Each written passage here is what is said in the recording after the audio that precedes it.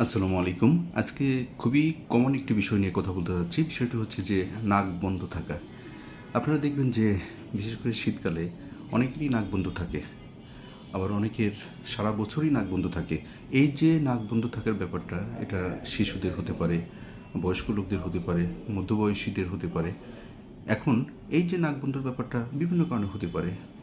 নাকের গঠনগত কোনো সমস্যা, যেরকম নাকে যদি পলিপ থাকে নাক বন্ধ থাকবে, নাকের যে হাড় যদি বাঁকা থাকে ডিএনএস বলে, ডেভিয়েটেড নেজাল সেপ্টাম, তারপরে ইনফিরিয়র টার্বিনেট, আমাদের নাকের যে একটা হাড় রয়েছে ইনফিরিয়র টার্বিনেট, এটা যদি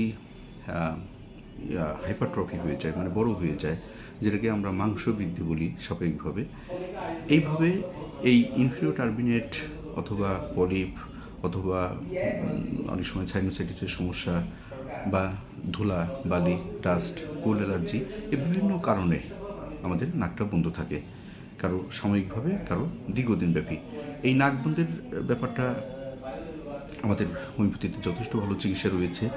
যদি কারো এই ধরনের সমস্যা থাকে, তাহলে কয়েকটা মাস যদি নিয়মিতভাবে চিকিৎসা করা হয়, তাহলে নাক বন্ধের ব্যাপারটা সম্পূর্ণ সুন্দরভাবে সেরে যায়।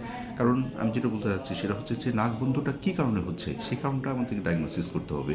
যদি এটা ন্যাজাল পলিপের জন্য হয়, তাহলে পলিপের চিকিৎসা করলে নাক বন্ধ ব্যাপারটা সেরে যাবে।